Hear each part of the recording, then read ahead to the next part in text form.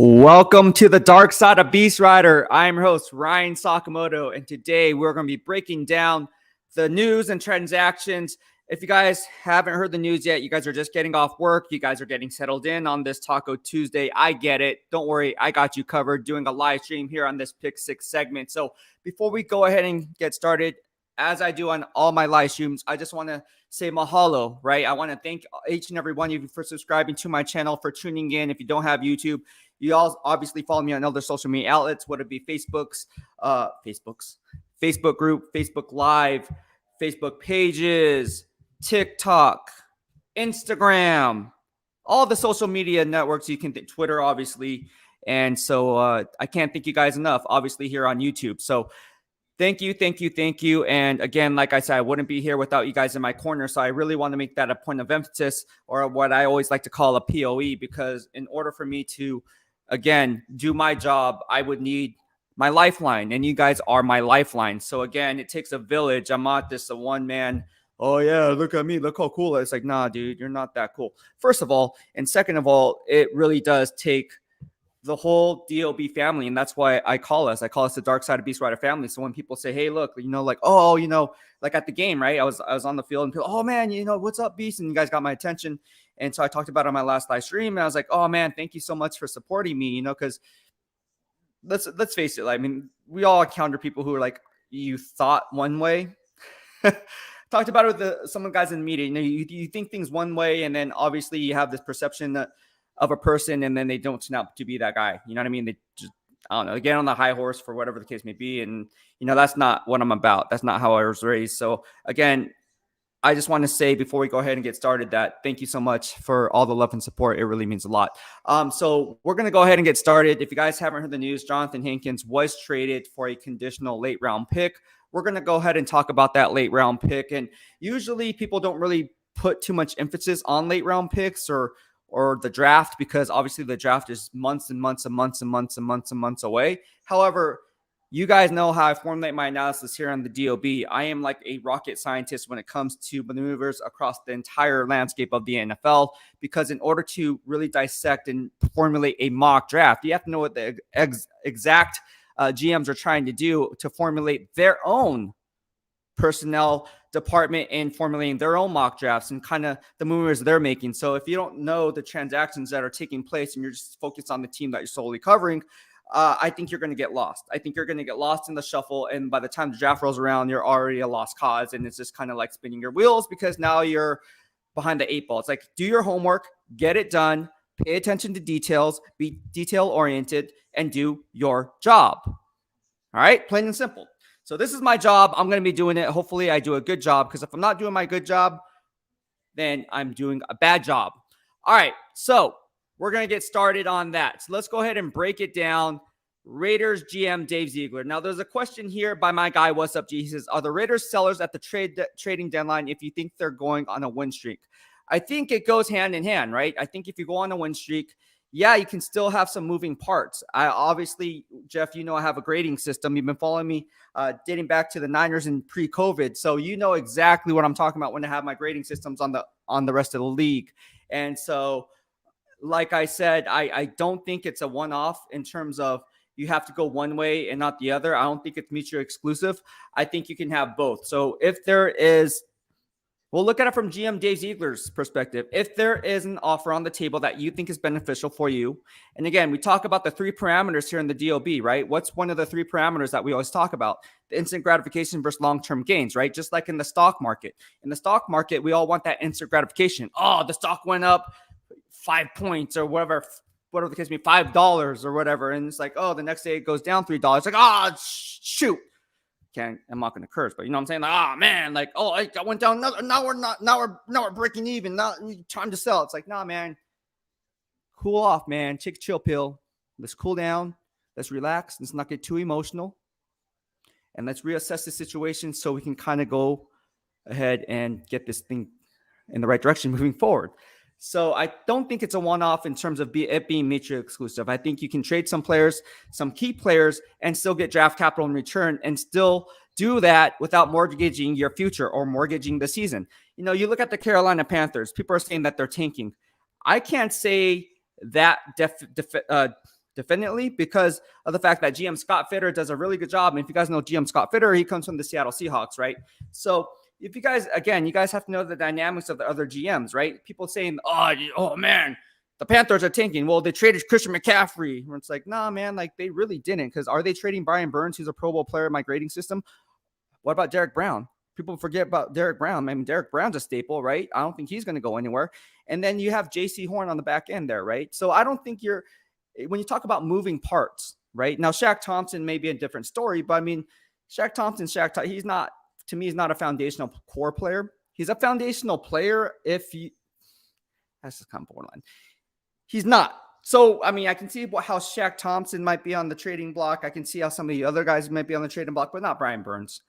I mean, Brian Burns is a top in my grading system. You watch Brian Burns, he has a spin. He has a full arsenal, as the scouts will say, of pass rush moves, converting speed to power, definitely taking advantage of that speed first, and then converting that to power, using that leverage against the offensive tackle to swing one way, and then you can bounce the other way with a swipe, a swim, whatever the case may be. He does a really good job in winning the leverage games. So Brian Burns, he ain't going anywhere.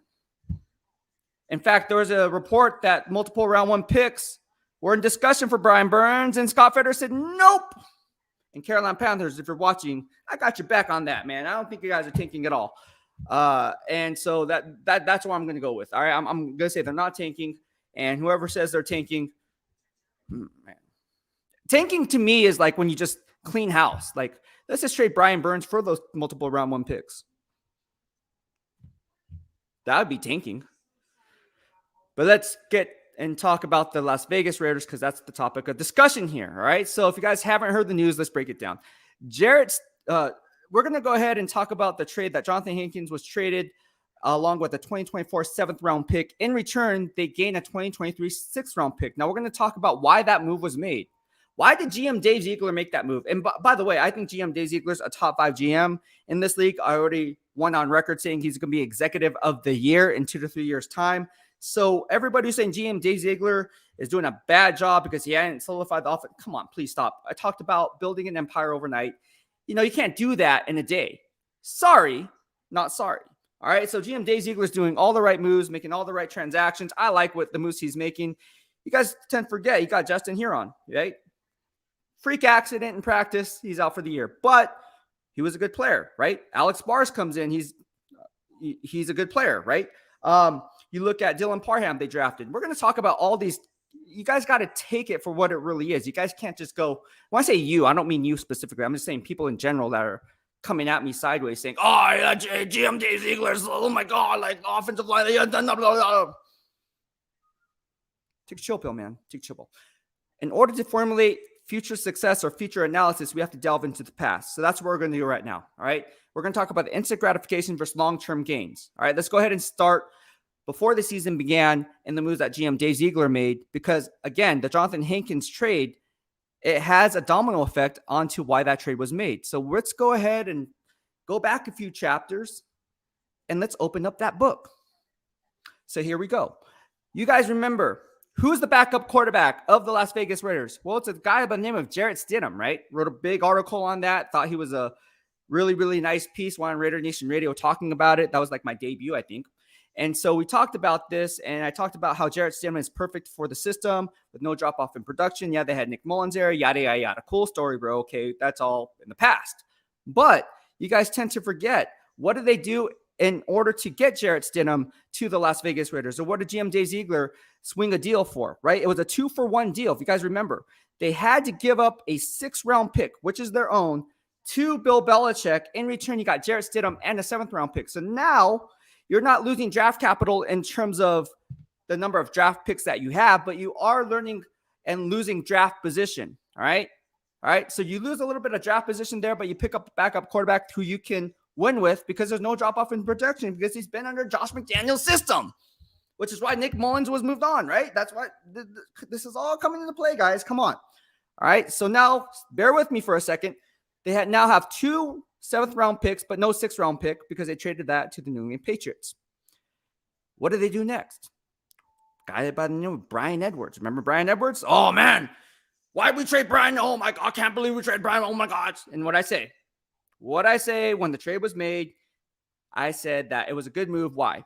Because you can find a guy who can win between the 20s running a 7-8-9 banger. All right. Check the live streams on that. Already discussed this. What is Brian Edwards doing anyways in Atlanta? 2 catches for 12 yards. That's what he's doing. Big balling. He's balling out of control. All right. Furthermore, let's go ahead and talk. So it's a good deal. All right. Let's not get twisted. Furthermore, in that deal, what did they land? Right? What did they land in the Brian Edwards deal? Well, they had to give up a 7th round pick, which is cool because they got an additional 7th round pick from the Jarrett Stidham deal. Right? Stay with me here. All right. But in return, they gained a 2023 5th round pick. So now they have 2 5th round picks. So now they gain leverage in draft position. You see what GM Dave Ziegler did? He's a smart guy. Smart guy there, right? He gets 2 5th round picks. And we're going to talk about why those 5th round picks are important, because if you want to look into the future to know what they're going to do with the mock drafts, you have to delve into the past. Hint, hint, Neil Farrell. All right. What did they do today? Johnathan Hankins, who, again, I tweeted this out, graded very poorly in my grading system, gave 4 missed run fits in the limited sample size of snaps that he pulled from.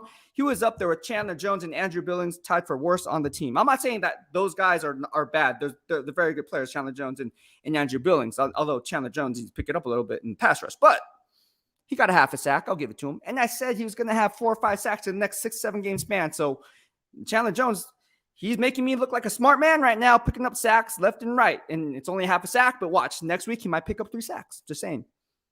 You never know against that offensive line with the New Orleans Saints. But we're going to talk about that too. There's a lot of stuff we can talk about. But getting back to Johnathan Hankins, why did GM Dave Ziegler make that move? Why did he make that move? It's plain and simple, guys. It's plain and simple why he made that move. And let me just break it down for you, all right? So thank you so much, Sean, for the super chat. He said, let's go. Love the analytical approach. Keep it coming. Thank you so much, man. I appreciate it, and it means a lot, man. I try to do this all for you guys. I hope you guys like what I have to say, and thank you so much, Sean. I really appreciate it. It really does mean a lot. And like I said, when I hop on the live stream, it's people think it's easy. Not you guys, but I mean, some people think it's, I couldn't do it. It's like, okay, then do it. And then they never go live. Like they never do a live stream. It's like, then why slide in my DM saying you could do it if you can't do it? Like, I'm not hating. I'm just saying do it. Like, you can do it. You can do it. You know what I mean? Like, then do it, you know? But no, thank you so much. I appreciate it. No, getting back to it, Johnathan Hankins was traded for a conditional 6th round pick, right? Why? Because they didn't have a 6th round pick. They had to give that up in the Jarrett Stidham deal. So now GM Dave Ziegler is like, you know what? I don't have a 6th round pick. Johnathan Hankins is not playing so well in their Coach Graham system. Let's trade him because he is obviously taking away snaps from the rookies, Neil Farrell and Matthew Butler, who's been a healthy scratch. Neil Farrell's been coming on as of late, being active.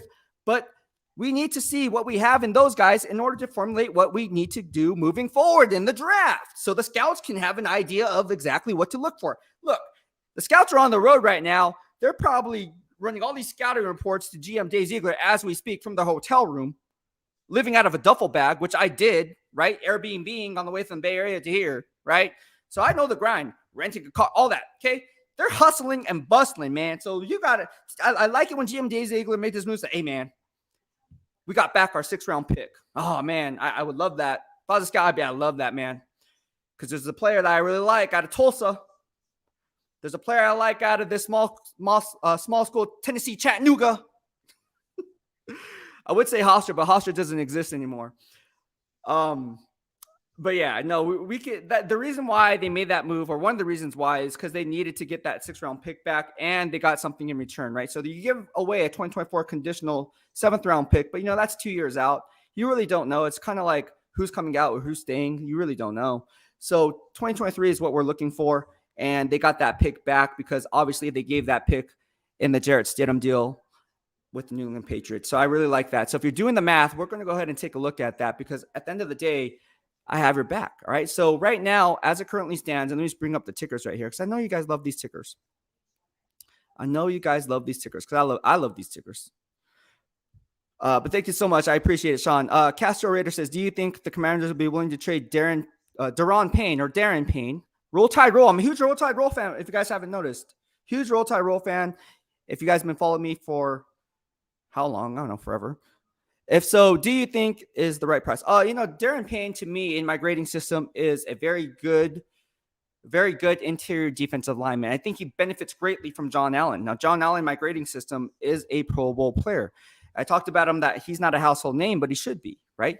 You look at guys like Jeffrey Simmons, not a household name, but he should be, right? You look at guys around the league like Jesse Bates III, right? Free safety, free agent, free safety from the Cincinnati Bengals, not a household name, but he's a Pro Bowl player, right? Graded out 6.3 in my grading system in the last 3 years. All right. So when you take that into account and you look at all these players, like a guy like Daron Payne, but what's the asking price for a guy like Daron Payne, right? Like he hasn't been to any Pro Bowls. He's not a Pro Bowl type player, but he has Pro Bowl potential because of his skill set. So if you're a coach, and any coach, and you think you can coach up that player to take him to the next level, and let me be quite honest with you, any NFL coach thinks he can coach that player up to maximize his potential. Otherwise, he wouldn't be in that position in the first place. All right. The asking price for a guy like Daron Payne would probably be, I mean, if I'm GM Dave Ziegler, I'm looking at it no more than a 4th round pick, maybe. I wouldn't give up a 3. I just wouldn't give up a 3. But again, let's go ahead and look at what the Las Vegas Raiders have to work with anyways, right? Because everyone's probably saying, like, what do we have? Well, the Raiders have a 2023 first round pick. They have a 2023 second round pick. They have a 2023 third round pick, a 2023 4th round pick. All right, stay with me now. Two multiple 2023 5th round picks. We're going to talk about why that's important next. All right. And then they have their 2023 6th round pick that they just got from the Dallas Cowboys. Thank you, Jerry Jones, in the swing in the deal for Johnathan Hankins. All right. Now, remember, in that Bryan Edwards trade that we just talked about, where they got 2 5s now, right? They got a 5th round pick. They did have to give up their own 2023 7th round pick for that Bryan Edwards trade, but then they get that pick back in return. How? From the Jarrett Stidham deal. That was a 2-for-1 deal where they just swapped late round picks and picked up a backup quarterback, but then lost their 6th round pick. You guys staying with me for a second? I know I'm going a little fast, but you got to think fast too. Because when you're on the clock, baby, and someone wants to swing a deal, you better be all in or all out. You can't be like, oh, well, let me scramble through the paperwork. So shoot. Oh my God. It's not like draft day with Kevin Costner, right? You got to know what's going on. All right. You can't get too flustered. Eat your pancakes, Tom. You guys get that reference? Eat your pancakes, Tom. That's one of my favorite movies of all time. I can recite that word for word. Draft day, Kevin Costner. They should have made a draft day too. I don't know. I'm just saying. Terry Crews was awesome. All right, Jeff from KC says, Chiefs. Yeah, my man Daniel Kim, thank you. He says, salute, Beast. Thank you so much for the donation that you gave me. I just responded to you right before hopping on this live stream. I just caught that. I got back from my workout. If you guys can't tell, I just worked out. And so I was like, whoa, my guy Daniel gave me a super chat and super sticker, or what's called now a super thanks. So after this live stream concludes, you guys can send a super thanks. It's a heart icon. Daniel Kim did it earlier this morning, right? I believe it was this morning. I got the notification. So thank you so much. I appreciate it. And I wouldn't be here without you guys, man. Really wouldn't. So no, thank you so much, man. Sean says, agreed on Burns. Yeah, Burns is beasting, man. I'm just saying, right? Brian Burns is a beast. And people are like, oh, well, he sucks. And it's like, he sucks. What are you comparing to what, dude? Like, I don't know why people look. I'm not going to get in an argument with people on a player good or bad. The burden of proof falls on you to prove me wrong, because I grade every single snap, which I'm going to do after this live stream is over. I'm going to freaking stay up until 3 a.m., grade players, go to sleep at 4, wake up at 7:30, 8, get my coffee, go to Raiders headquarters, start my grind, get my questions formulated so I know what questions to ask or that you guys want answered. And we start the day and watch practice. And here we go round and round and post those YouTube live streams of the player coach interviews that you all guys love. And then back at it again. That's why I am like this. And then I have to work out on top of that. So I don't know, man. I don't know what people saying Burns is bad. Just like the same people saying Christian McCaffrey is damaged goods. He is. I'm not going to disagree with that. 23 missed games in 33.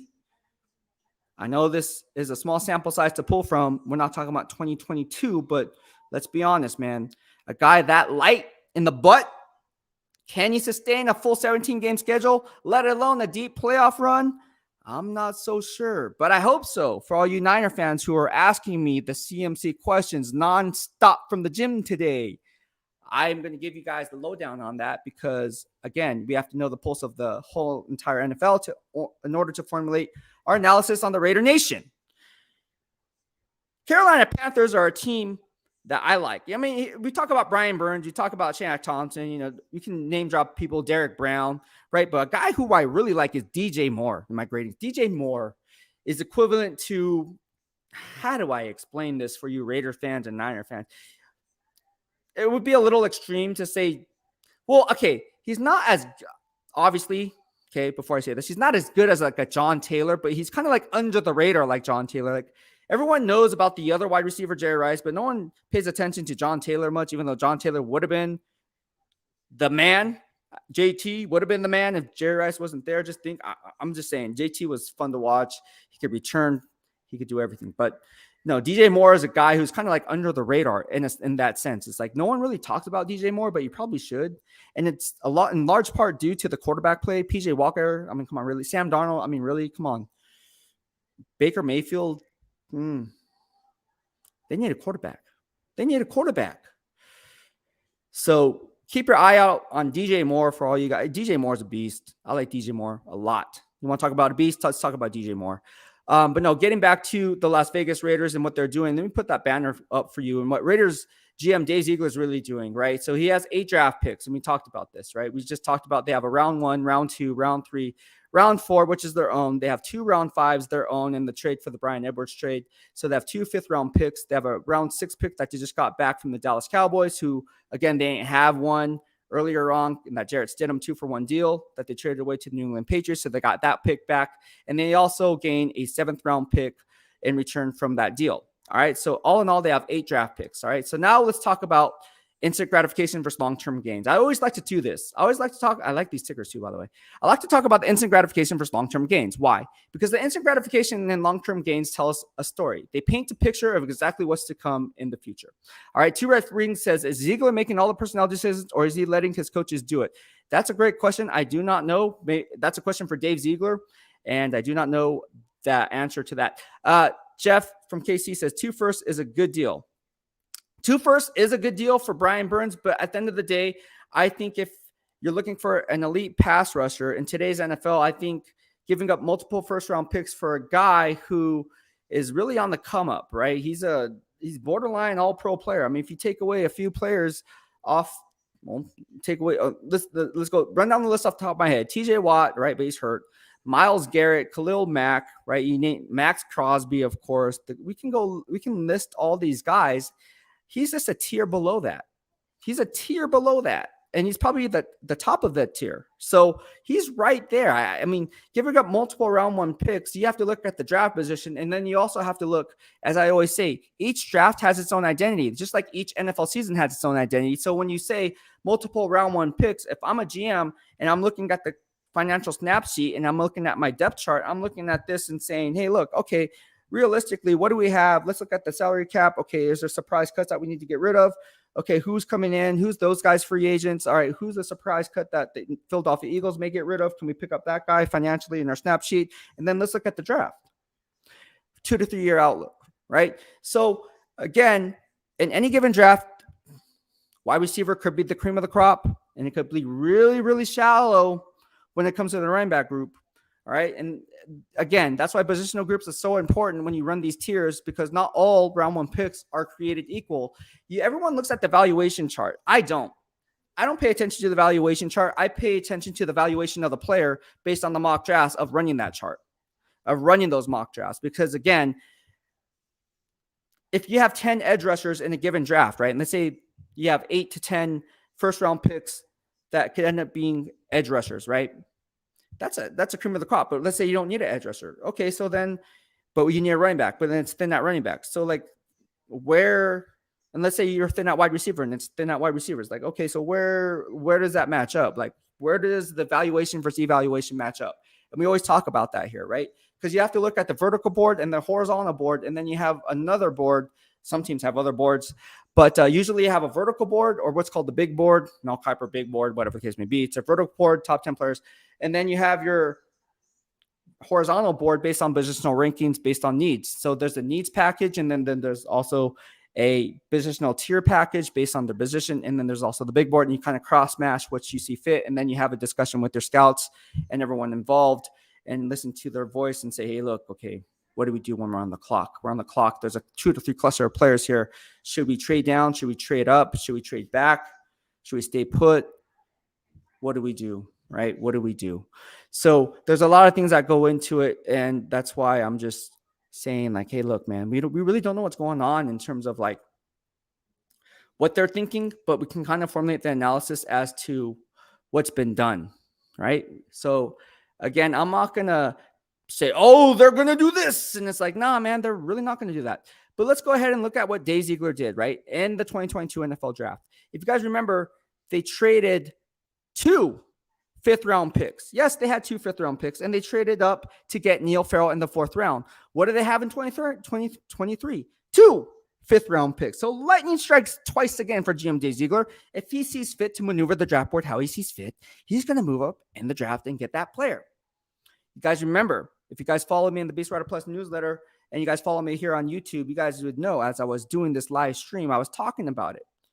Striking deals for Dylan Parham, striking deals for Neil Farrell, striking deals for Zeus White when running backs were coming off the board. Come on, let's go.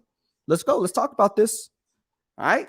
So GM Dave Ziegler is playing it very smart. He's looking at the long game, not so much the instant gratification. And so when you look at the long game and you play the long game, you're going to come out winners more times than not. All right. You're not hitting the panic button. There's no need to hit the panic button.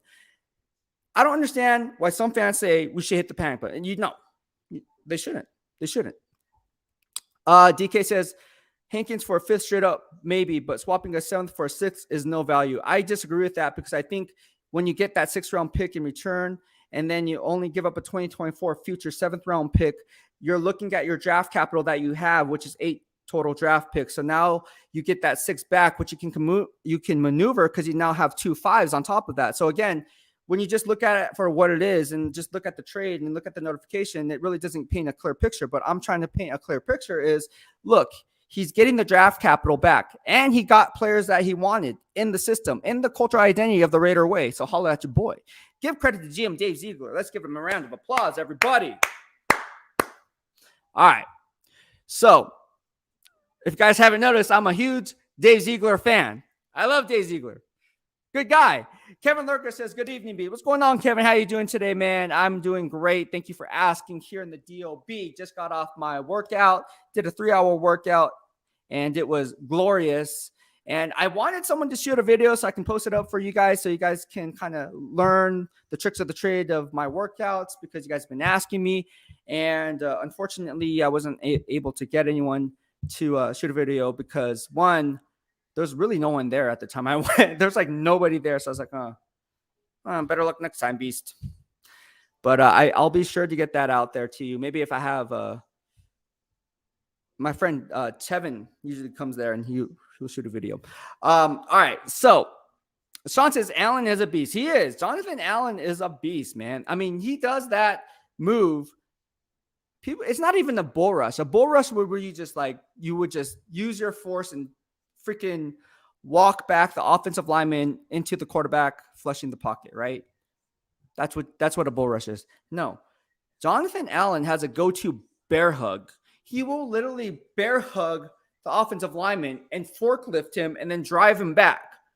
It's almost like he's, stomping the yard, man. I'm serious. It's like he's like doing this, and then like driving the freaking offensive, and the offensive lineman's like, oh my gosh, and he's like getting off his grass, if you will, right? Can't get his footing down because he's forklifted off the ground. And Jay Allen is just like, nah, man, I'm going to move you off your spot. Don't even try with me. Don't even try to vertical set. I'm going to freaking anchor that and push you backwards where I see fit. Man, I'm just saying, man, it's really crazy, man. It's really crazy. So yeah, that's what I see here. DK says, is Beast off his meds? Yeah, man, I'm off my meds, bro. What do you want me to say? Yeah, cool story, bro. Nah, man, I'm just keeping 100 with you, though. But if you got time, I got time, man. I got time, bro. Let's talk. We can talk. We can talk all day. You're here in the DOB. Holla at your boy, man. I'm here. I ain't going anywhere. So you know where to find me. Ain't not hard to find. I'm at EOS off St. Rose Parkway. We can get a lift in. How about that? How about we get a lift in, and then we will show a video, because I want to show a video. So maybe you can be my workout partner and you can lift with me. How's that? And then we can go from there.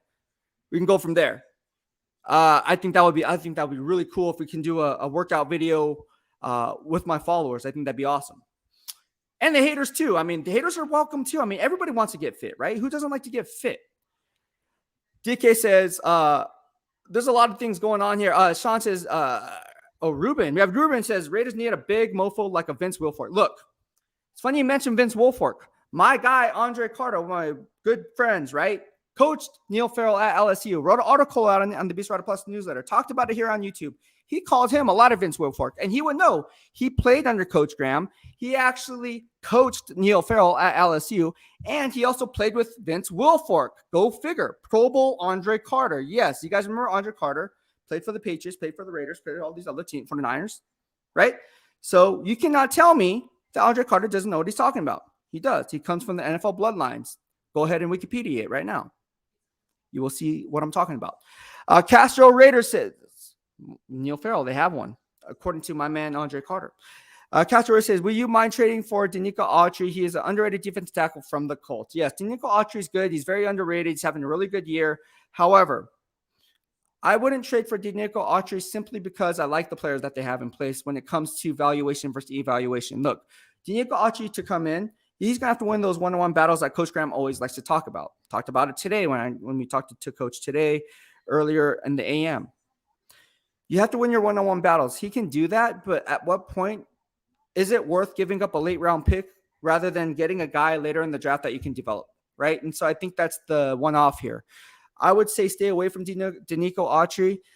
Now watch them get Danico Autry, but I would stay away because I like, again, in order to formulate the analysis on what you need going forward when it pertains to the 2023 NFL draft, you have to look at that instant gratification versus long-term gains. The long-term gains is we really don't know what we have in Neil Farrell. We really don't know what we have in Matthew Butler. He's been a healthy scratch. So in order to say, let's go after and get a guy like Danico Autry when we already have guys that we drafted, it makes no financial sense to go out and trade valuation for a player that otherwise would take snaps from a guy that we just traded away to give those guys snaps. Does that make sense? Hope that makes sense. But no, I like what's going on here. I really do. I like what's going on here. And DK Meds, I don't know where he went. He's kind of on ghosting right now. Sucks. Thank you so much, Egalitarian 207. What's going on? I get the sense Ziegler is allowing his coaches to develop. They are going through the process of analyzing every player individually. I'm sure he's taking a collaborative approach. He does. I was told that he does things.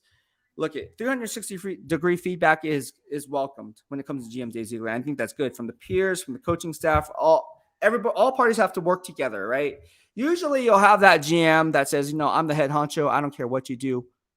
It's my show or the highway. Like, who does that? Like, some GMs do that. They want that ego check. They want to be like I'm the GM. I make all the decisions. I don't care. I don't care about your input from a coaching staff. I trust my scouting department more than the coaching staff. It's like, no, man, like, what are we doing as Julian Edelman? What are we doing?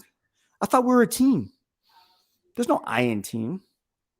Look, GM Dave Ziegler is doing a hell of a job. Coach McDaniel's doing a hell of a job. All the positional coaches are doing a hell of a job. I see it in practice. I'll be posting practice videos tomorrow so all you guys can enjoy and see exactly what's going on. During training camp, man, that was a good time to get a good perspective on this team's coaching staff. And I tweeted it time and time again. This coaching staff is elite. And some people were laughing at me. It's like, no, okay, laugh all you want.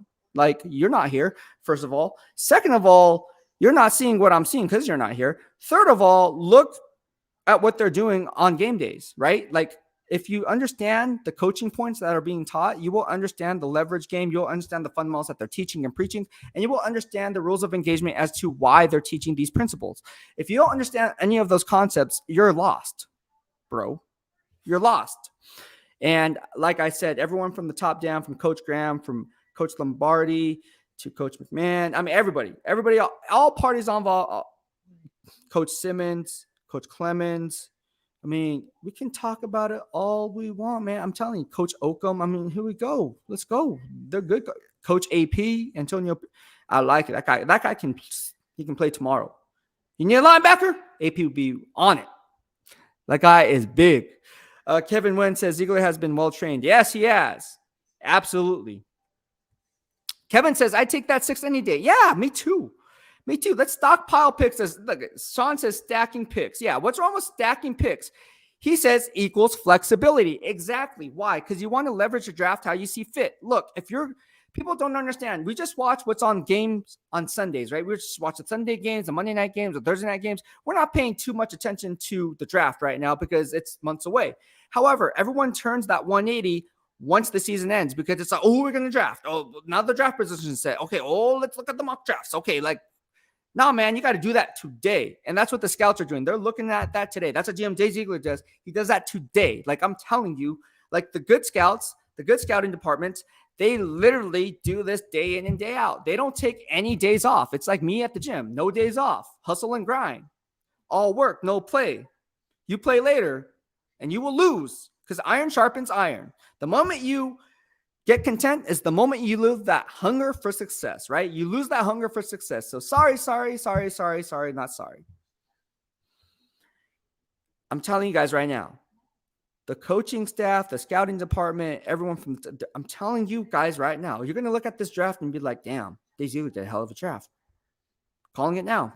Kevin Wynn says, you will see Dave Ziegler add players who fit schematically, not sexy. Yeah, like Bilal Nichols. Send him to a 2-year, $11 million contract in my grading system. No one knew who Bilal Nichols was. I did because I ran grades on the entire NFL on top players from around the league and players who I feel are important on that team. And I said, Bilal Nichols is a guy that shined, right? You look at guys like Bilal Nichols coming out of Delaware, for crying out loud. How many Delaware products are in the NFL today? All right. Joe Flacco. All right, that's one. Nasir Adderley staying within the AFC West, the Chargers safety, that's 2. Bilal Nichols, that's 3. All right, name the other 2.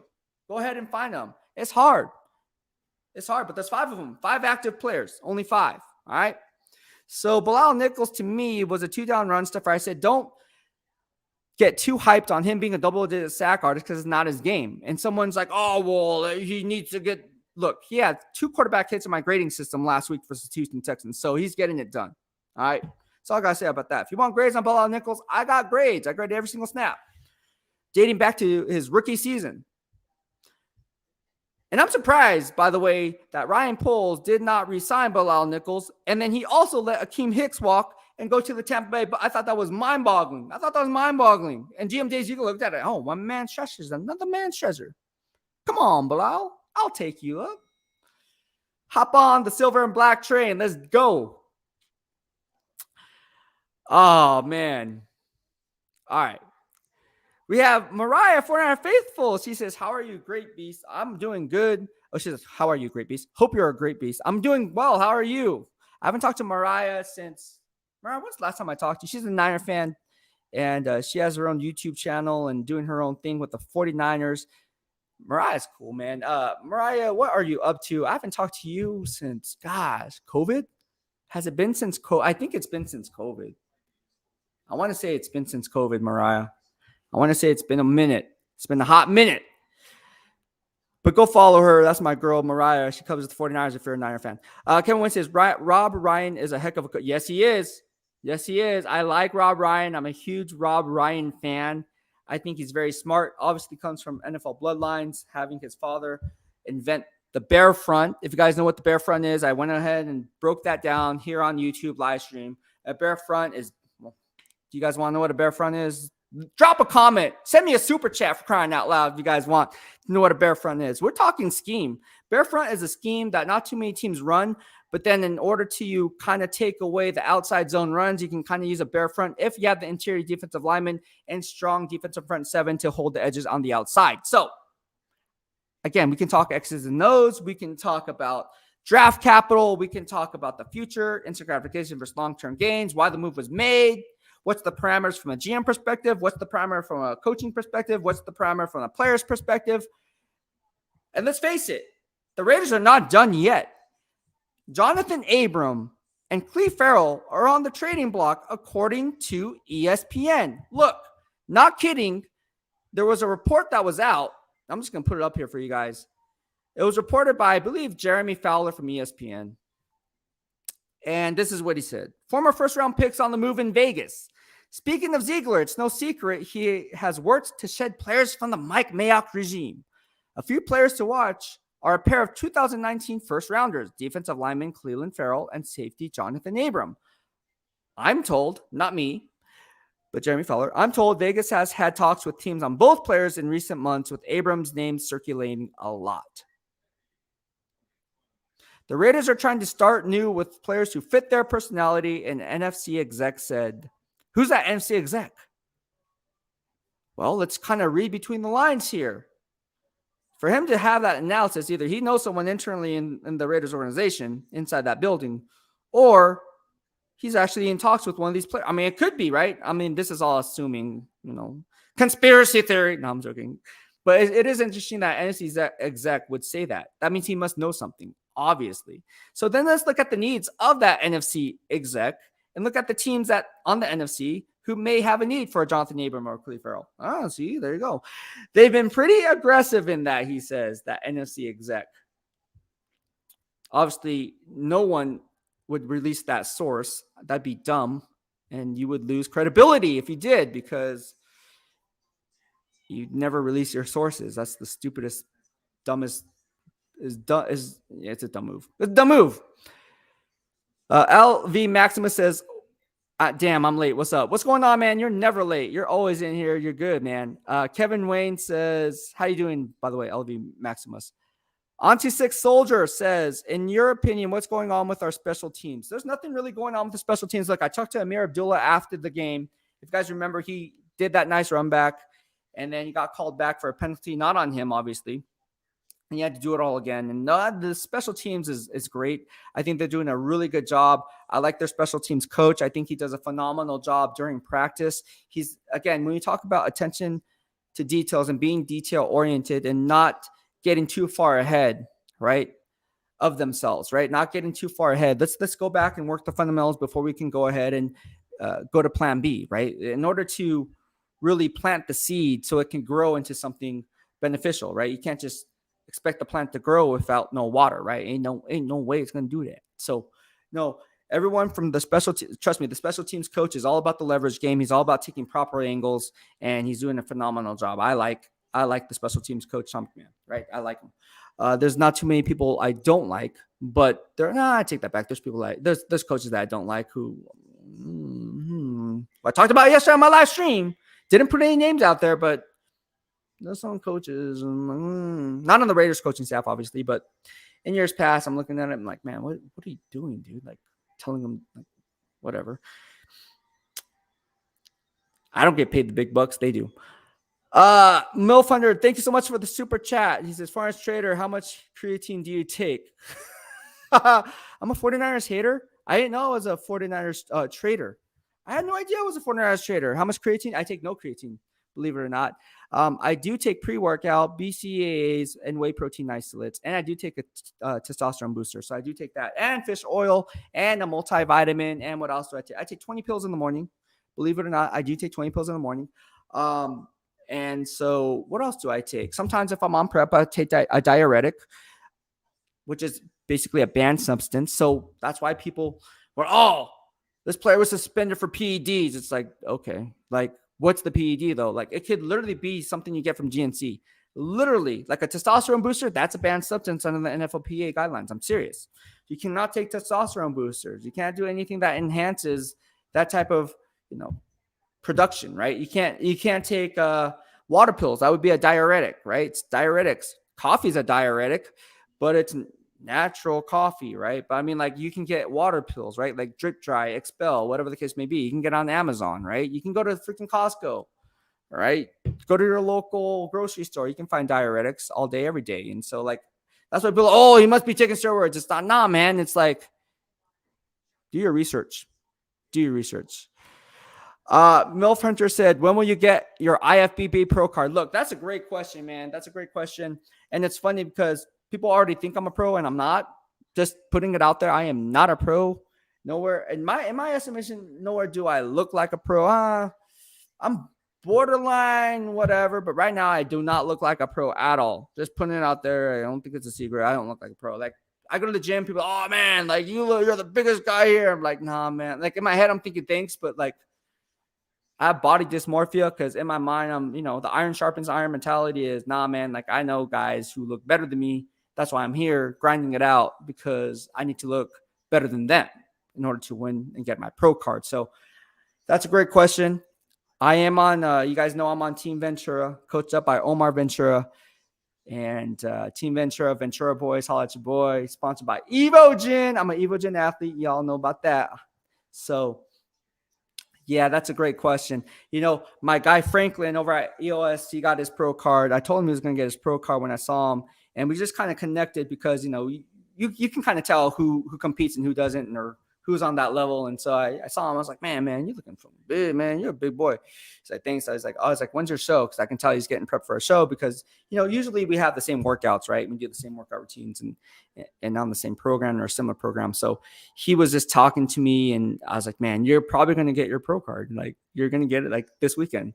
And he got his pro card. So I'm not only good with football predictions, but IFBB pro card predictions. So if you guys want to place your bets in at Vegas Casino, which they don't have, that'd be crazy, huh? If they had, that would be like horse racing in a sense, like who's going to get their pro card? Like, that would be something, right? I think I would win that one. But no, thank you so much for the super chat. I don't know when, hey, that's a question for the judges, man. Because obviously when I went on stage, the judges said one judge said I was too big. I'm like, how is that possible? How am I too big? And I go to my coach, how's that too big? And then he's like, your arms are too big. Everything has to catch up. And I was like, okay, cool. Not legs. Men's physique, you don't get judged on legs, really. Yeah, you have to have legs. You have to have calves. You have to have definition. But that's why we're in board shorts, all right? We're not classic physique. And so people always joke around, oh, you don't have legs. Like, well, we don't get judged on legs. Like, we don't get points on. It's about lighting up that scorecard. You know what I'm saying? It's not like if we want to do classic, we do classic. Nah, but we have that beach body look, and we want symmetry, and we want, you know, big delts, you know, we want to have that V taper, and we have abs and so forth. So I don't know. People judge and they make jokes, but they really don't know because they're not in the game in the first place. But getting back to your question, I don't know. That's a question for the judges. I don't know when I'm going to compete yet. Usually I tried competing once during football season, and it ended up horribly. I mean, I still placed top 5, but it ended up horribly, because if I don't win, it's horrible. Like, that's just how it is. Like, if I don't win, I want second place. I don't care. That's bad. Like, I want to win my show. Like, that's the whole point in competing for me, anyways. If I'm going to compete, I want to win. Like, I don't lose. Like, I do lose. Obviously, I just told you I lost, but I don't like losing. Like, I'm not in it to lose. I'm not in it to pay thousands of dollars to go on the show and be on prep to lose. Like, that's just not the nature of the game. That's not the nature of the beast. It's not in me. I can't go home after and be like, oh yeah, good job, Ryan. Good job, Beast. You did a good job. Like, nah, man. It's like, nah, I lost. Milfan says, Mike McGlinchey was jealous of your biceps. He was. You remember that story? So the first time, if you guys don't know the story, I covered the Niners coming from San Francisco, and the Raiders do this too. I mean, the other day right after the Texans game, I was coming in and walking in. They're like, hey, do you hit chest today? Literally 3 players asked me that, and I'm like, nah, I actually got to hit the weights after this. And they're like, oh, what's your workout routine like? And so we talk back and forth about that. It's cool, man. Like, I try to stay incognito sometimes, but it's kind of hard when you're. But anyways, Mike McGlinchey, 2 things with Mike McGlinchey. One, he told me In-N-Out is overrated. I'm like, how is In-N-Out over? That's a slap in my face. I love In-N-Out. Who doesn't like In-N-Out? Animal style fries. You get the 3x3, or if you guys know about the beef special, because it's on my YouTube live stream, I would go In-N-Out every single day and order 4x4, extra toasted bun, no salt on the patties. You guys know what I'm talking about. Fries extra well. Right? You can get well done fries, right? You can fit fries. We want them extra well, so they're extra crispy, right? And then you put those fries inside the burger, and then you have the beef special. Not joking. Right off McCarthy Ranch and Milpitas, they did it every single day. They knew my order. I would pull up, and they'd say, all right, just pull up. They already knew my order. Took a live stream of it, did a YouTube video on it, or multiple YouTube videos on it. Would go back to the gym and eat it, and people would give me dirty looks. It's like, hey, look, I'm at the gym for 8 hours, man. I'm on prep for a show. Like, I don't care if you see me eating a freaking 4x4 in front of you. I'm doing it in the corner by myself. And then they said that you can't have food and drinks in here. But I was like, wait, how does that work? You're saying I can't have food and drinks in here, but then you're selling off a protein bar that has more fat than protein, and I get more protein in a pint of Halo Top ice cream. Come on, let's be honest about this. Stop. You're just mad because I'm not eating and I'm not buying food from the vendor that you're supplied by.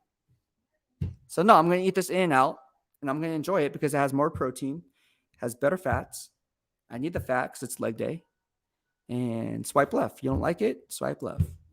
And then they didn't say anything after I told them about the protein cookie that they were trying to sell. And ice cream had more protein than that protein cookie. And then people were laughing because it's true. Like, don't come at me sideways. Just leave me alone. And who's to say that you can't eat inside the gym when you're selling food inside the gym? But no, Mike McGlinchey was jealous of my biceps. The story, let's get back to the story. So the story was I was going in and walking in. It was during rookie training camp. I remember this. It was during rookie camp. And so the first thing he says, like, dang, how do I get arms like yours? I was like, man, work out with me. He starts laughing. He's like, no, seriously. I was like, seriously, work out with me. And then he's like, okay, so what do you do? And I told him, there's different types of grips that you have to use in order to get the peak. I'm not, oh, now you're flexing. No, but honestly, like literally to get that, you see that peak, right? To get that, like not everyone can get that, but are certain ways based on certain grips that you have. I have what's called a tiger grip. So you can kind of do that to kind of get that flexion going. But there's different. And again, these workouts I will be posting. It's on my Instagram, by the way. If you guys don't follow me on Instagram, you guys are following me on other social media outlets. I do post my stuff, my fitness grind on Instagram and here on YouTube. So be sure to follow me on both social media outlets if you guys want those gains. But there's a lot of different things that you can do for biceps. I was telling Michael Gitchie, he was really impressed. He was like, no, he's like, I didn't know you can do so many exercises with your arms. I say, bro, I bodybuild. This is what I do. He's like, I'm listening. And so I told him, I was like, you can do hammer curls, you can do inside curls, outside curls, close grip, wide grip. You can use cable machines. You can make up your own workouts without using weights at all. He's like, well, how do you do that? And I was like, man, you better get to practice, man. We'll talk later. So no, it was funny though, but that was the first. I can't believe you remember that. Yeah, that was one of those things and it kind of stuck. So I'm tied to Mike McGlinchey for him citing my biceps. Oh, yeah. On to Six Soldier says, what's your fitness page called and what's the best exercise to lose your man boobs? Well, fitness page, I guess it's here on YouTube, right? But then also if you guys want to know my fitness gains, you guys can go to on Instagram or YouTube. You guys can go ahead and scroll on that. But no, there's different things that you can do, right? One, in order to kind of get toned, you're going to have to really stretch those muscles out, right? And really look symmetrical, right? You can't just work out one body part without having an effect on a negative or another body part. So again, if you're working out chest day, so people, oh, it's chest day. It's a push day. So I'm doing a lot of chest workouts, a lot of tricep workouts. Okay. But like there's different parts and components of those muscle groups, right? Like there's different parts of the tricep. So exactly what are you trying to do? There's different parts of the bicep head. So what are you trying to do? The long head, the short head, what are you trying to do? And so like, in order to really bodybuild or not even bodybuild, but kind of get those muscles working symmetrically, like synergistically, I should say, as one, you really have to understand the kinetic chain, right? If you will, in the bodybuilding world or in the fitness industry, we call it kinetic chain and how one thing affects another. And so again, me being NASM trained, you guys know what NASM is, right? National Academy of Sports Science, right? Sports medicine. And so luckily I have that background. And so you can kind of gauge those things. And I do personal training and online coach on the side. So I do that for fun. So if you guys are interested in that, hit me up. And it's just one of those things I like to do on the side when time allows. And literally, if I can help you guys better yourselves and be the best version of you, I think that's where I get the most satisfaction. Because again, we can talk all we want about, oh, look at this player. Oh, you were right about predicting this player or this many catches on this game. But it's like me being able to use a social media platform or the platform that I have to further a better movement, which is improving and creating a better tomorrow. I think that's well worth it. And let's be honest, the holidays are coming up. No better greater satisfaction when you go see your family and they say, "Hey man, you've been working out," or "Hey, you look a lot different. You lost like 15 pounds since I saw you. You lost 5 pounds since I saw you." It's like those incremental gains can be a lifetime worth of change. And so that's why I think it's really important. That's why I'm on that grind here in the DOB. You see the football and fitness logo here that I created is because that's what we do here in the DOB. It's not just football, it's fitness. So in the off season, I'll be posting a lot of fitness videos. Actually, it'll probably be dominantly fitness videos. And so that way you guys can kind of work on that strength. And so again, anybody can, children, adults, high school athletes. I've trained everyone, pro athletes, NFL players, trained with them, trained them. So the Golden State Warriors cheerleaders, trained them during their deep playoff runs. That's why they all, people, "Oh, how do you know how do you know such and such? And how do you know?" It's like, man, I used to train. I'm like, "Oh, really?" It's like, yeah, like, so it's all fun. I don't know. It's all fun and games, man. That's all I got to say about that. So, and I will show the Golden State Warriors cheerleader t-shirt that they gave me during their deep playoff run. Those girls are awesome. They still support me through the thick and thin. A lot of them are Raider fans. Some of them are Niner fans, but majority are Raider fans. But yeah.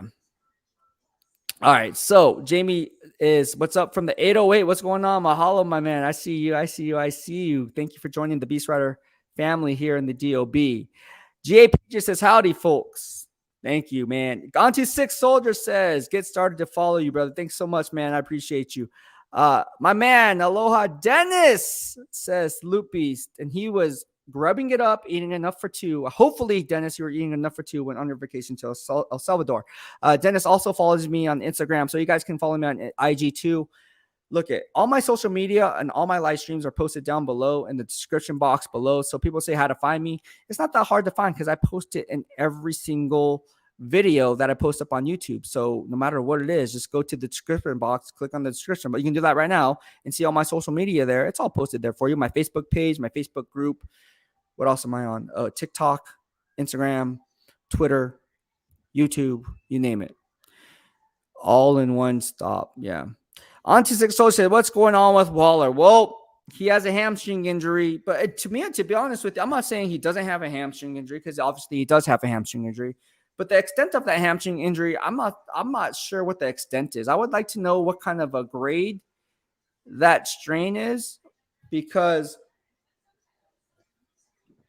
if it is a strain, and again, we talk about ligament and tendon damage as opposed to muscle damage, right? So we talk about that, right? And again, I know this because I'm trained in this. So again, sports medicine will tell you anytime there's a soft tissue injury, right? Anytime there's a injury, you kind of want to know the grade of the sprain because that can kind of tell you the time frame of the injury, right? And so we really don't know, but obviously it's affecting Darren Waller enough to where he's not playing. Now, there's been talks and people have been asking me what's going on with Darren Waller. He's kind of checked out, yada, yada. I don't see that. I'll be 100% honest with you. I do not see that. So it's going to be interesting to see what they do with him because they just gave him that big money contract.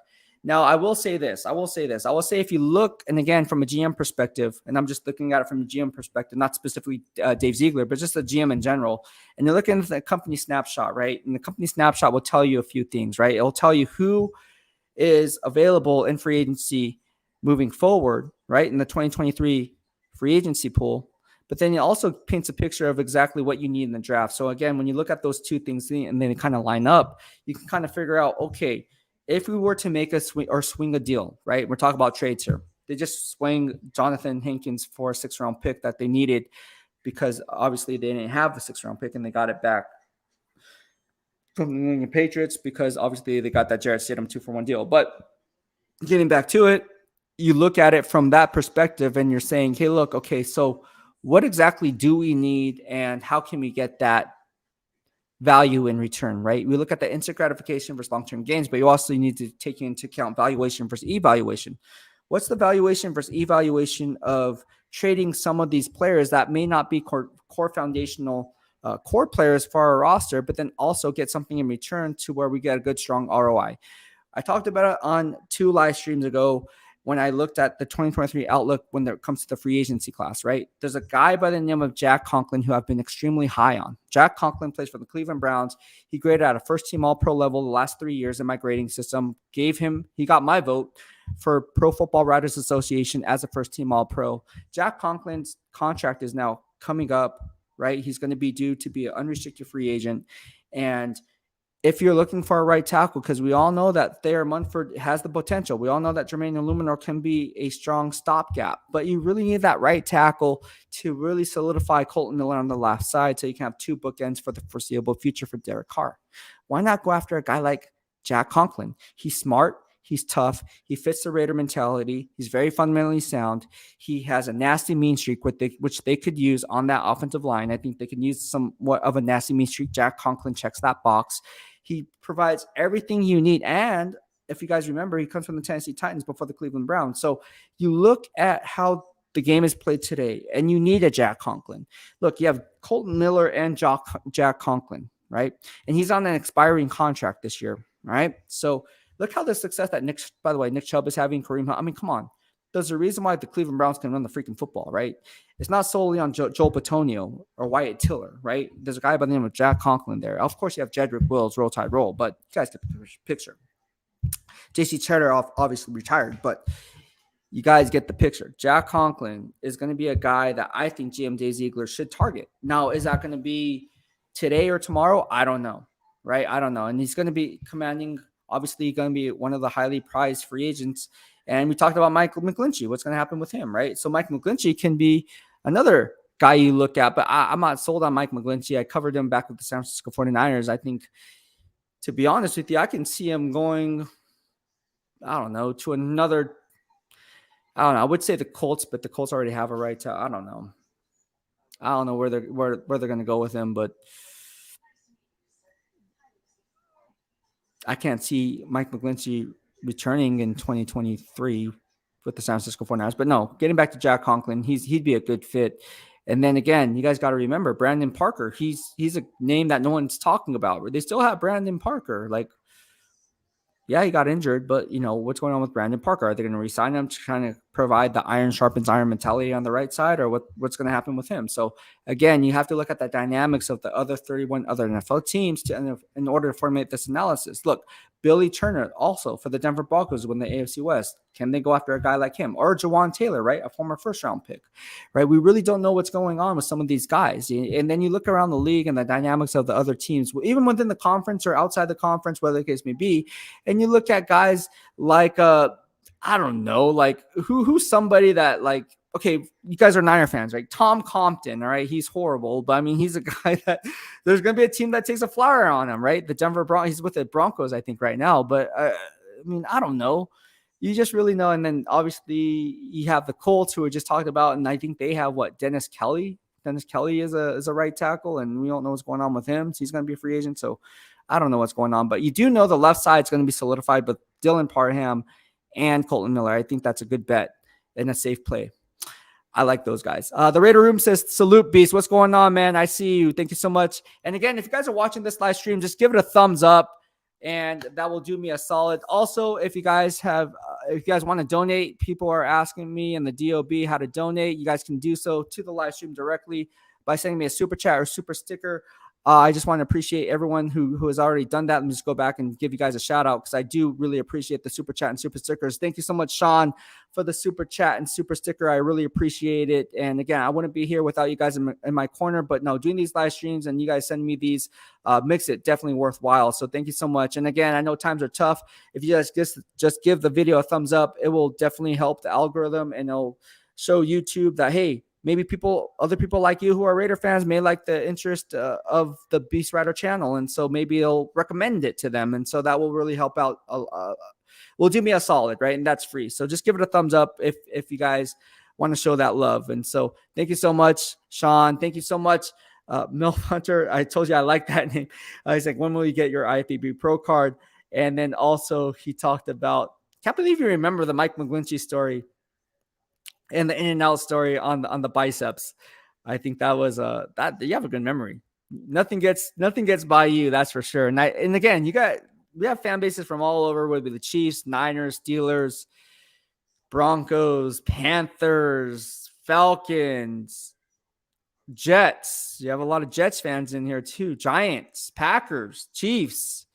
So it's all about good vibes only here. As long as you guys are respectful, that's all I care about. So it's all about having those good vibes, because there's so much hate in this world. I think it's total BS, man. Like, I hate that. Hate's a strong word, but I hate like bad vibes. I just don't like that's. I don't know. I just think that's ridiculous. Daniel Kim says, I think people mistake his introvertedness with being withdrawn. He just needs time to get right, and then the Ferrari will go. Yeah, I mean, I get that. I am totally in line with you. I think people can take someone, and we're talking about Darren Waller here, as someone who is like not a go-getter or not very vocal. But other people can lead in certain ways. Other people can handle their business in certain ways. Just because they're not a vocal leader about it doesn't mean that they're not a leader. Does that make sense? Like, people lead in their own ways. People are motivated by different factors. Everybody has their own persona on doing things. And so I think you really have to take it with a grain of salt. And so, like, for anyone to say that Darren Waller has checked out, he doesn't care about football, blah, blah, blah, blah. It's like, man, like, for you to have those thoughts, you better know what you're talking about. Like, because that's like attacking someone personally. That's like attacking someone's character. And so, like, I don't see that. From what I've seen and what I've known of Darren Waller in the short period that I've been covering the team, I don't see that at all. The Raider Room says you get Conklin and it turns run game up and not. Yeah, man. Just think if we have Jack Conklin in the fold. And look, I've been high on Jack Conklin forever. Like, I love that guy. That guy is a monster. I would love to interview him too. Be scared as hell interviewing him. Be like, oh, what's going on, Jack? Like, how you doing up there? How's the weather up there, Jack? He says Conklin would look good silver and black. Yeah, I mean, I'm not sure. Like I said, like, he's a free agent, so he has an expiring contract. If you're looking at it from John Robinson's perspective, or not John Robinson, he's the Tennessee Titans. If you're looking at it from Andrew Berry's perspective of the Cleveland Browns, and you're saying, hey, look, man, like, hey, what are we gonna do here? I'm gonna make some moves. I don't know. Should we trade him? Should we not trade him? I don't know. He's not going to be back next year, because if he was, you would have given him a long-term extension before the season began. Let's not get it twisted about that. Come over to the silver and black, Jack Conklin. More than welcome. There's plenty of room. Ziegler, make the move. The Raider Room says, add that to Miller, James, and Parham. Yeah, that would be one beastly of an offensive line. Look, you have Colton Miller, Andre James, Dylan Parham, Colton Miller. Watch out. And I would add Alex Bars. I like Alex Bars a lot. Alex Bars is a good dude. You know, Alex Bars is a funny guy too. But yeah, that guy is good. I like Alex Bars a lot. He's become one of my favorite guys to cover, actually. And just watching him work in practice, watching him just put his head down and just go to work and grinding it out every single day. And you guys got to remember, let's rewind back a few months, right? Like, the offensive line was in shambles. Like, we didn't know what the heck was going on when we had Alex Leatherwood. Like, what are we doing? Roll Tide, roll. But I'm just saying, what are we doing? Like, is he going to be the starting right tackle? Is he going to be playing guard? What's going to happen? And then Ryan Poles says, ding! I will claim you off the waiver wire, Alex Leatherwood, because I was once an offensive lineman and I was on the practice squad, and I think you have some talent. And so they took a chance on him. And then he had mono. And then we were like, oh. But yeah, in all seriousness, you guys remember what happened there with Alex Leatherwood and that whole entire offensive line. Like, what's going to happen? And then Brandon Parker went down. And then it's like, oh my gosh, all is lost. This offensive line, blah, blah, blah, blah. And I was like, man, this all just chill. Let's just let the season play out first. Like, week 1 hasn't started. And yes, an empire wasn't built overnight, right? Sean says Jack Conklin is a freaking bear. He is, man. Jack Conklin is the real deal. He is a bear. Like, that guy, you want to talk about facing a bear front? Well, Jack Conklin would be uncovered, because you're talking about interior linemen. But again, Jack Conklin, I don't think any edge setter would have a hard time. Jack Conklin would just seal you off. Backside, play side, don't matter. He'll eat you for breakfast, lunch, and dinner, and at halftime. Like, I'm just telling you right now, he likes pancakes. Give him the maple syrup, man, because he's gonna just. Where's your pancakes, Tom? Draft day reference. Eat your pancakes, Tom. I love that movie, Draft Day. Who doesn't like draft day? That's all I got to say about that. Sean says, hey, man, thank you again. Enjoyed the time. Got to roll. I see what you're seeing. Roll Tide, roll. No, I'm joking. Great takes. Thank you so much for the super chat and super sticker, Sean. I really appreciate it, man. And you have a good Taco Tuesday. I appreciate you. GA Patriot says, hey, Beast, is there a true nose tackle available anywhere? You know what? You want to talk about a true nose tackle, you really need to talk about some different things through the dynamics of exactly the scheme that you're trying to run. You know, a nose tackle in one scheme can be totally different from a nose tackle in another scheme. I'm not talking about odd man fronts in a 34 or 4-3 base. I'm talking about the coaching points of what's being asked by that positional coach. And so, again, it's like my guy Andre Carter says. He says defensive line is not hard to play, man. It's all about winning the leverage game and playing with sound fundamentals. The flip side to that is not all defensive linemen have sound fundamentals or play with a strong leverage because they'd rather be a waist bender than a knee bender, right? And so when you're a waist bender, by default, you're going to be pushed off your spot because, again, you have to bend your knees. The lower man always wins. That's why Aaron Donald is a beast, because he wins the leverage game, right? You win with sound fundamentals. The lower man always wins. That's the football mentality, right? The lower man. I would win in football if I played in the NFL because I'm vertically challenged. So by default, I win the leverage game. I'm laughing and joking a little bit inside, but no, seriously. Seriously. Thank you so much, Pepe, for the super chat and super sticker. He says, grade the coaching through week 7. Thanks. I did.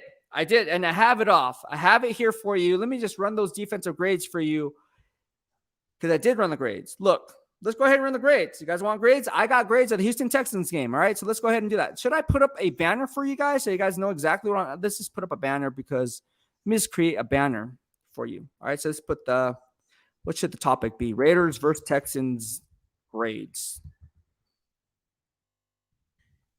Like a teacher, like I'm typing this and it's like everybody's quiet, but then everybody's quiet because you're not here physically with me. So I don't know. It's weird.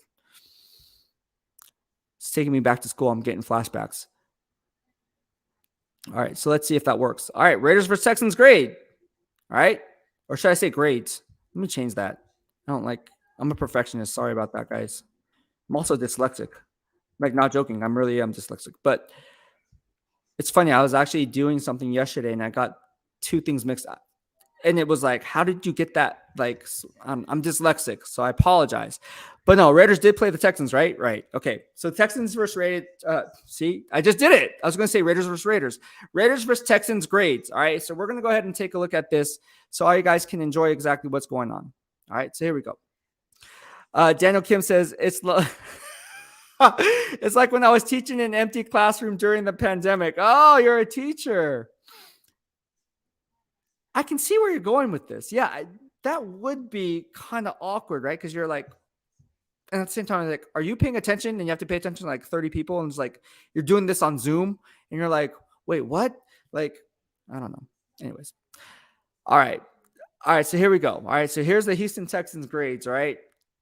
So we look at the defensive line. I like doing things from the inside out, not the outside in, just like building a football team. No pun intended, but Andrew Billings, right? He had a really nice game.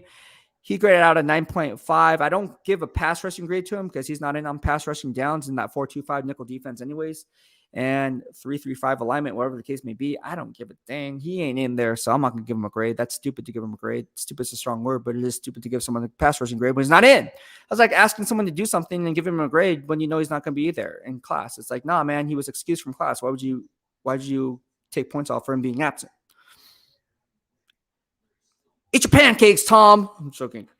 9.5. Bilal Nichols graded at a 6.5. All right. And that was because he gave up a run fit integrity there that I saw. I believe it was in the second quarter. And outside of that, he had a really clean game. Max Crosby graded at a 7.0, which is at a Pro Bowl level. 6.5 to 7 is at a Pro Bowl level. He had, in my grading system, 2 quarterback pressures and one pass breakup at the line of scrimmage. And then he was very sound in run fits. So I don't see anything wrong with Max Crosby other than he played out a Pro Bowl level. You look at Chandler Jones. He's a guy who played out also Pro Bowl level. And I told you guys that he would come on in the next 6-game stretch. I said down my live streams and watch. It was like down on Chandler Jones. I was like, nah, man, like I'm not going to be down on him. Yes, The stock is down on him, but I'm not totally going to be selling him yet because I think he's going to go on a stretch and have like 4 to 5 sacks over the course of the next 6-7 games. And what did he do? He had half a sack yesterday or 2 days ago, right, against the Houston Texans. So he graded out a 6.75, all right? So that's pretty damn good. Divine Diablo. This is my guy right here. Divine Diablo, and Coach Graham knows I like Divine Diablo. I talk about Divine Diablo, Divine Diablo all day, every day since covering the Las Vegas Raiders. I said this is the guy to be watching and to be looking for. I really like Divine Diablo being a converted safety to a second level backer and the transition that's going to take. Dude, this guy's playing at a Pro Bowl level, and I said it. He was targeted how many times over the course last 2 games? 20 yards, right? This one, he gave up a little bit more in coverage, but again, played at a Pro Bowl level. He graded at 7.5. Very sound in his run fits. Did a very good job in pass coverage. He understands route concepts now. In the first few games, he didn't understand the route concepts in terms of knowing where the fuga that we talk about, F-U-G-A, right? F up the gray area, as I like to say, because offensive corners like to do that, right? They like to confuse. That's the whole point of being an offensive corner is confusing schemes, right? Confusing pattern matching downfield. So if they're trying to pattern match, you kind of use fuga. If it's a zone read concept or a zone man concept, you can kind of change the rules of engagement and take advantage of those rules of engagement. So again, it's a game of chess, and if you're playing checkers, it's all for naught. But getting back to Divine Diablo playing a hell of a season. Divine Diablo is one of the most underrated players in the entire NFL. I'm telling you right now, Divine Diablo, and again, I tweeted this out. I said he's going to lead the team in tackles. Leads the team in tackles. Go figure. Divine Diablo is a real deal, man. Graded at a Pro Bowl level against the Houston Texans for the 2nd straight week. Denzel Perryman. Almost had a perfect grade. I mean, the guy was stout as a pass coverage guy, even though he wasn't in pass coverage a lot. But he had a tackle for loss for -3 yards. The guy gave up little in coverage, and he was also a beast in run fits. I think that's his go-to. Obviously, people think he's a one-trick pony. He's a one-down pony.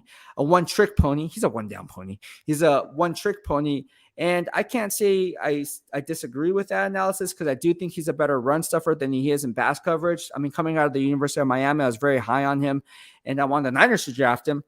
Ultimately, they didn't. But, I thought he brought a strong punch on 1st and 2nd down, and that's what you see here. He graded out very, very high in my DOB grading system. Rolling over to pass coverage now, right? Let's just go by the numbers, right? People, you grade every snap? I grade every snap, right? So Divine Diablo, we talked about him. He was targeted 6 times, 5 of those going for completions for 34 yards allowed. 34 yards allowed. That's it. That's not bad. Thank you so much, D Menace. He says, for your road game fun, brother. Thank you so much, man. I appreciate it. And yeah, for those who don't know, I am saving my super chat and super stickers, putting it in an extra fund for me to go ahead and attend the road game. Hopefully I'll be able to do that. And again, thank you so much, Dennis. You've been words can't express, man, how grateful I am for you in my corner and joining the DOB, man. Raider Nation has been providing nothing but good vibes only, by the way. And I love that. Usually, especially coming from San Francisco, the Niners people will be like, oh, man, you're a traitor, you're this and that. But it's like, nah, man. I think what happened was once I started bodybuilding, all those people kind of fell off because people still gravitated toward me and still were loyal to me through the thick and thin because my body, my bodybuilding grind, and I would take selfies and with my shirt off. It's like, oh my gosh, like, why are you doing that? It's like, well, I get paid to do it. I'm a fitness model. Like, what do you expect? Like, do I tell you how you make your money? No. So don't tell me how I make mine. So from that point on, and then I started covering the Steelers for Sports Illustrated, and then obviously, with the Niners, obviously as well. But then now here I am with the Raiders. So I really appreciate it. And as you guys know, there's still Niner fans in here. All the loyal Niner fans are still with me, and they're turning into Raider fans. I'm joking. Well, I'm semi-joking, but not really joking, because there are a few fans who said they're at that point, not because the Niners are doing bad, but this is before the season started. They're like, man, I followed you for you. Like, I follow where you go. So not necessarily the team, but like the team you're covering, I'm going to follow that team because I'm following you. So who said that the other day? I have the text message in my DM on Instagram. There's a few of you guys, actually two of you got two, a few makes it sound like a lot. No, there's only 2 people. There's only a couple of you guys that actually said that. Daniel Campa was one. And the other one was, I gotta look. I can't pronounce the name, but yeah, no, thank you so much. You guys still follow me. It's really, really cool. And now you're part of the dark side of BEASTwriter. But no, thank you so much for the super chat and super sticker. Yeah, getting back to the grades, let's look at Trayvon Merrick kind of struggled in this ball game. He was targeted 4 times, gave up 3 completions, a 19-yarder, a 39-yarder, and 25-yard touchdown for a total of 83 yards in pass coverage. Now, to me, Trayvon Merrick is a Pro Bowl type player. He did have a bad game, but I think he will bounce back in a big way. Now, there was some things that I saw in Trayvon Merrick where he was kind of caught out of position there, and Coach Graham alluded to that happening today. When Sean Reed of The Athletic asked him about, missed assignments, if you will. He says, yeah, but, Coach Graham obviously is not going to give us anything. He's not going to freaking throw anyone under the bus. But he did talk about that. And, as you watch the game film, as I run these grades, and as I did this late last night, I can kind of pick up a few things. And, yeah, that Trayvon Merrick did get caught out of position a few times. You look at a guy like Rock Ya-Sin playing very well in my grading system, gave up 51 yards, was targeted 8 times, on 5 of those going for completion. So here's a guy who's playing at a Pro Bowl level in my grading system. Rock Ya-Sin, not very, again, one of the more underrated guys. And I think he was a good pickup, being a trade from the Indianapolis Colts and GM Chris Ballard, where they kind of got rid of Yannick Ngakoue and got a first-round pick in return in Rock Ya-Sin. So I thought Rock Ya-Sin had a hell of a game, and he only gave up 51 yards off 8 targets. So good job by him. You look at a guy by the name of Anthony Averett. I think this guy kind of struggled a little bit. He gave up a 13-yard touchdown, a 20-yarder, and a 24-yarder for 57 yards in coverage. He was targeted 5 times, 3 of those going for completions I just mentioned. So Anthony Averett, although that's his first game back, and he's kind of getting acclimated into the muscle memory and all that, he was kind of picked on a little bit there, and so you kind of got exposed. But I like Anthony Averett, again, roll tide roll, and I think he will bounce back as well. Look, it's not easy coming back and being your first game back and be thrown into the fire like that, and so there's a human element to it, and also a muscle memory element to it, that, hey, look, you just got to give the guy a pass. It's not like he's bad. People are saying, oh, this guy sucks. Like, calm down with that. Like, just stop with that. All right. Stop with that. So yeah, he did a really good job, I thought. And then again, you look at how many first downs they yielded, right? In my grading system, let's take a look at it. Rock Ya-Sin yielded 2 first downs. Trayvon Merrick yielded 1. Blake Martinez yielded 1. Divine Diablo yielded 1. Amik Robertson yielded 1. Anthony Averett yielded 2. And Jonathan Abram yielded 4. Team high 4. So Jonathan Abram didn't have his best game. And if you look at the cover shells and the rules of engagement that we always talk about, and you look up the number of big plays that they gave up 5 big plays in my grading system of 20 plus yards, 5 big plays of 20 plus yards in coverage, right? And when you take that into account and double down on those gains, 3 of those cover shells were off cover 3, 1 was off cover 1. So if you look at that, that's a 1 single high safety look, where the other one was a cover 2. All right. So again, what you're seeing here is Coach Graham trusting those guys to kind of play with a stronger box up front because they're lighter on the back end. But then again, those guys kind of got exposed there. So I don't know what's going to happen against the New Orleans Saints, who they can do a variety of different things with Taysom Hill, Alvin Kamara. And although they don't have the wide receivers and the healthy horses there, they've been kind of banged up on both sides of the football. You really got to take that into account as you grade the film moving forward. Now, looking at the missed tackles, that's one thing that beat writers are talking about, right? I'm going to work and missed for the third week in a row, people are talking about the missed tackles, right? Oh, so missed tackles, undisciplined. Look, coaches coach and players play. Coaches teach the technique. It's up to the players to get it done. Plain and simple, period. All right. So I don't want to hear about the coaching staff not teaching proper technique. They're doing an extremely well job, covered it all year long during training camp and throughout practice and even today. So just the players, they're not getting it done, right? So there's a lot of missed tackles on the back end there. And again, when you have that, Jonathan Abram obviously led the team with 2. So Jonathan Abram, to me, didn't do a very good job. He graded really, really poorly, and he graded out of 2.5 in my grading system. 2.5 out of a 10 is well below average. And so Jonathan Abram, that's just one game, by the way. So you can have a bad game. Everyone has an off day. I have an off day. Everyone has an off day. Like, this could be my off day. Right? So, like, everyone has an off day. No one is perfect. But Jonathan Abram didn't have his best game. And again, if he keeps having games like these, he could be on the trading block. Let's just not get it twisted, because Duron Harmon had that 70-yard pick 6 in the cover 2, and he really did a nice job there. And so Duron Harmon, to me, is graded out very, very extremely well in my grading system, had a perfect grade in 2 of those games. And he's doing a very, very good job in sound coverage and being that quarterback of the secondary. I talked about the Duron Harmon all the time. And one thing that you like, and there's a reason why he's a team captain, is you really want to look and pick. How do I say this? It's kind of like pick your spots, right? Like when you go into the locker room and you interview players, you want to pick your spots. And the way I like to do it is I like to just like in football, right? In the game of football, you have your tier 1 players, your tier 2 players, and your secondary, right? Your first line, your second level backers, and your secondary. Same thing applies, right? When interviewing players, right? If you just interview all the star players, you're just going to get star quality comments in return. If you interview the practice squad players, you're going to get that dynamic from their perspective. If you interview like a subpar starter, you're going to get that perspective. And then also, if you interview a rookie, you're going to get that perspective. Even though he's not active, you're going to get some insight as to his mental toughness and awareness and what's going on in the game. And then you formulate that analysis based on the cultural identity that the Raiders are trying to prove and impose down in the trenches. And you're going to get that perspective because the players are saying the same exact things in all 3 levels. See where I'm going with this? This is why I do those player coach interviews. That's why it's a good thing. And again, I like giving players who don't get the love. Because if I was in their position, I would want love.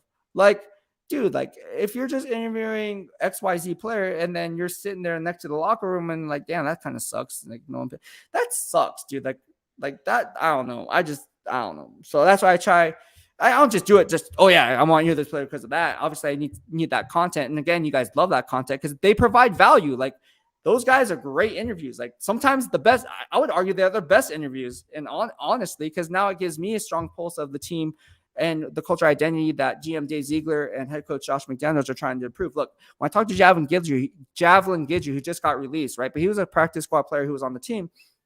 I got to know Javelin Guidry during this short time here. And he provided some great insight on the coaching staff. Said, what do you like about this coaching staff? And you guys know it was on the YouTube last year and in my YouTube videos. And he was in my player coach interviews.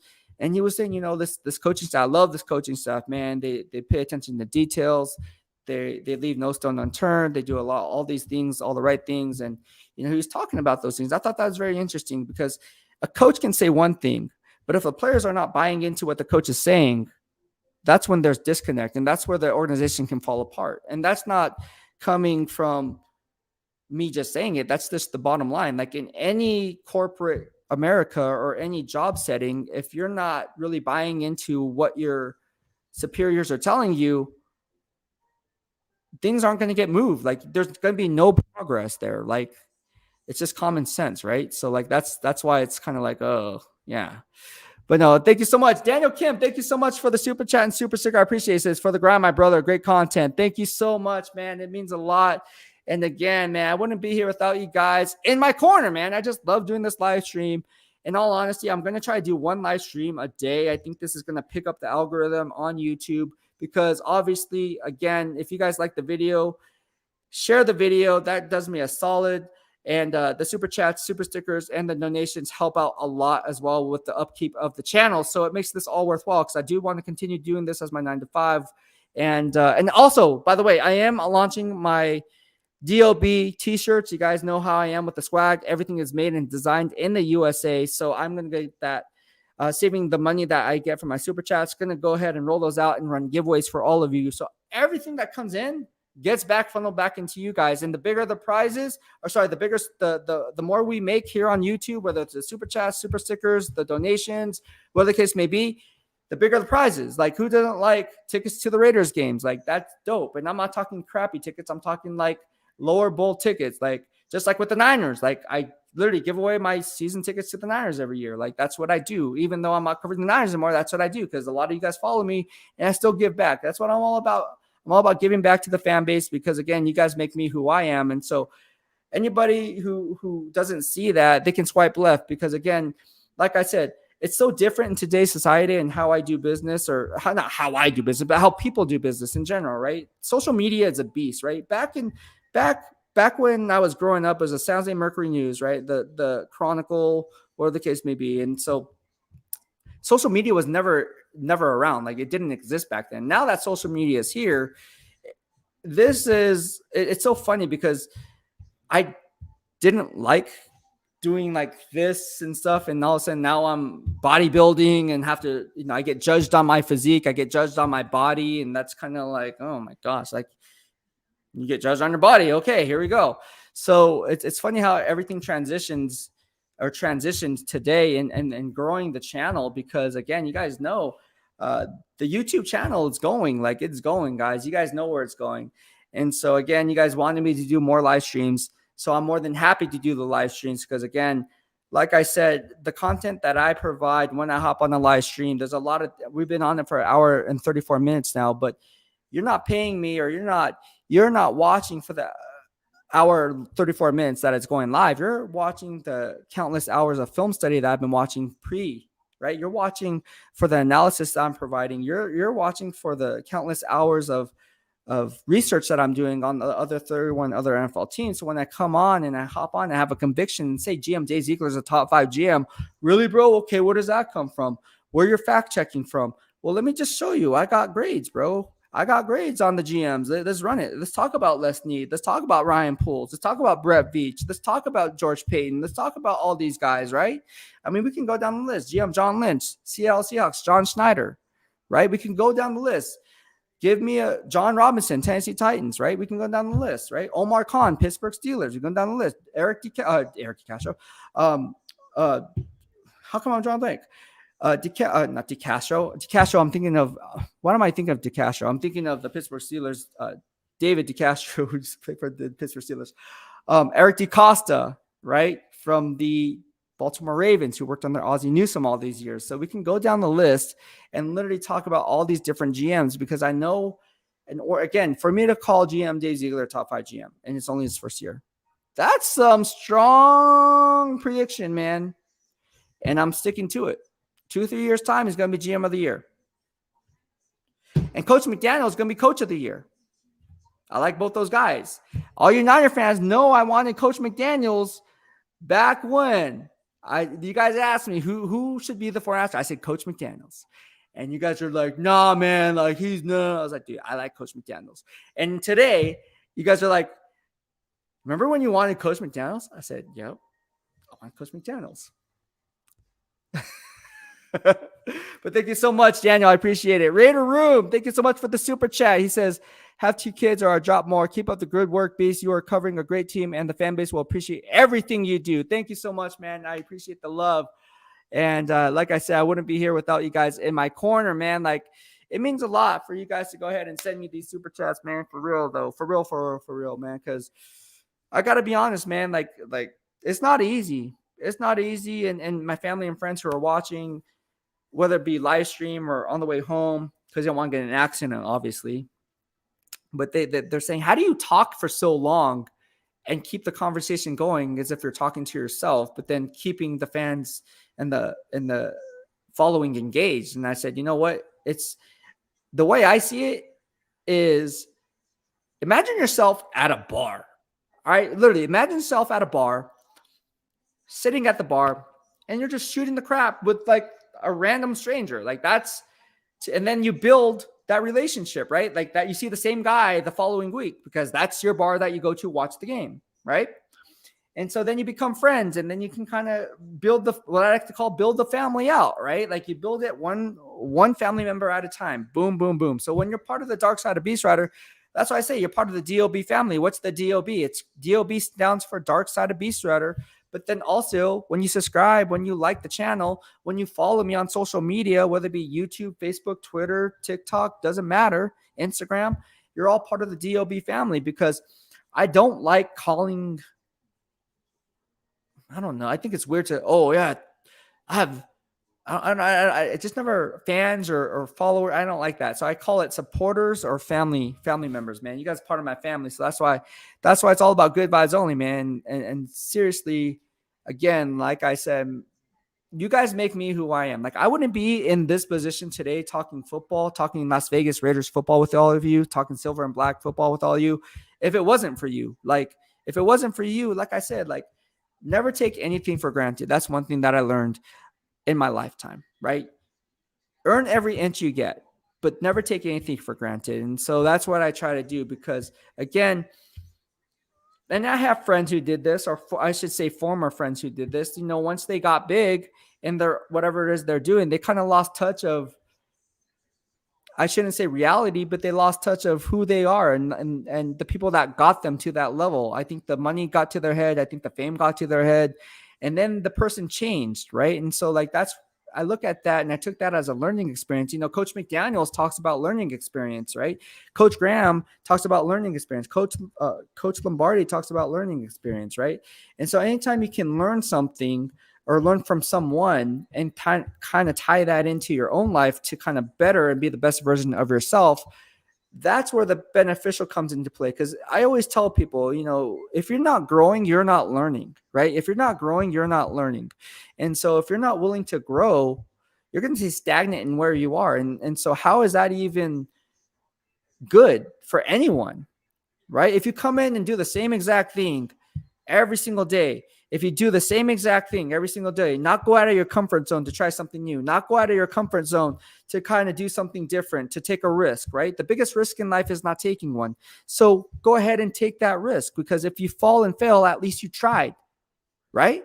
And so that's how I live my life. And people understand now, because they've been following my gram for so many years. How did you do this? How did you become self-employed and get in with the Niners? How did you become self-employed, get in with the Raiders? Like, man, like, listen, I didn't do it by myself. That's number one. It took a village to help get to where I am.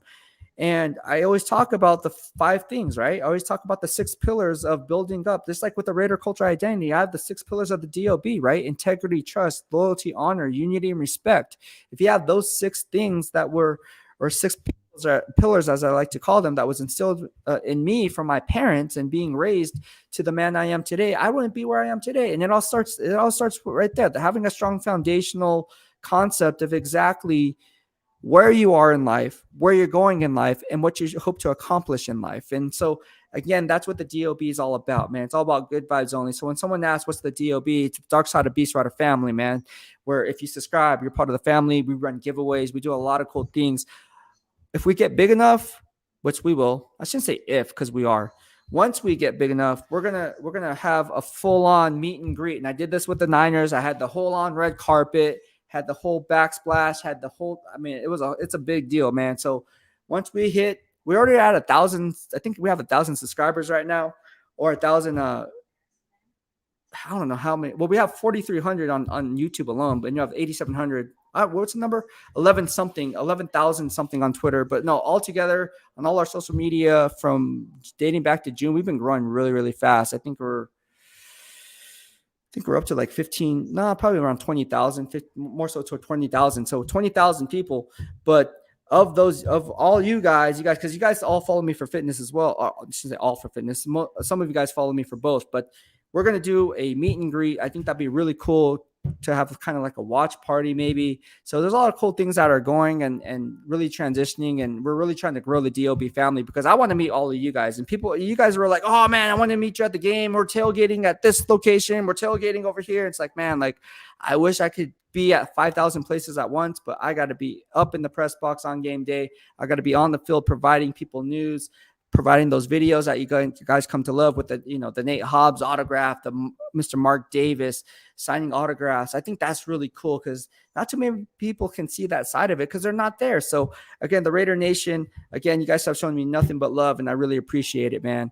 It really means the world to me when you guys send me super chats, super stickers, or just even liking this video. So if you guys want to do that and support the DOB here in the DOB family, give it a thumbs up right now as you're watching this. There's about 43 of us right now watching this live that I can see on my end. GA Patriot, thank you so much for the super chat, my man. He says, Raiders are improving weekly. I still see a playoff win this season. Raiders content creators are the best NFL coverage available. Hey, I like that. I like that. I like that. And thank you so much, man. And you know what? I got to be honest, man.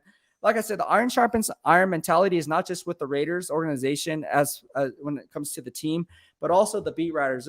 Everybody is on their game, man. Like, and I truly believe that. And I see that. And so that's why it raises my game. I like it. I like going up. I shouldn't say going up against the best, but it's just like competing. Like when I compete, like going for my pro card, I don't want to go up, but I don't want to do a non-pro show. I'm always in the pro shows. Why? Because I want to go up against the best. Me getting first place against people who are amateurs, that's not what cool story, bro. I want to go up against the pros. So I'm going to enter the pro show and win the pro shows, because that's what I want to do. I have a stronger gauge of where I am or where I need to be or where I'm going. Exactly. Right. So again, the Raiders beat is awesome, man. I'm telling you right now, it is solid.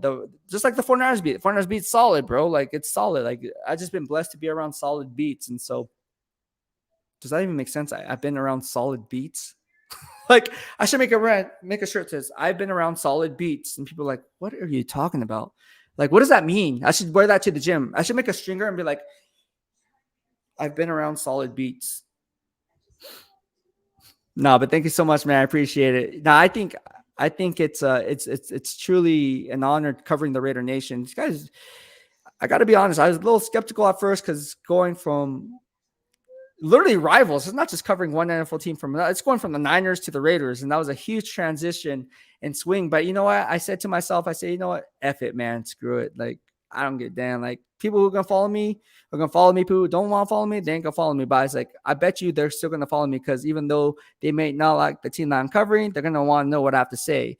And you know what's funny about this is the Niner fans are sliding in my DM. They won't say this publicly, but they're sliding in my DMs on Twitter and Instagram saying, you need to go back to the Niners, or I wish you were still with the Niners, or when you moving back to the Bay, like, so you can cover the Niners. And then I have other people saying, oh, you know, like things like that. And like, oh, I'm not a Raider fan, but I follow your Raider content to kind of cross check what the 49ers beat writers or Steelers beat writers or whatever team. And I'm cross checking like what they're saying. And I was like, why would you do that? Like, I'm covering a totally different team. You know, it's funny.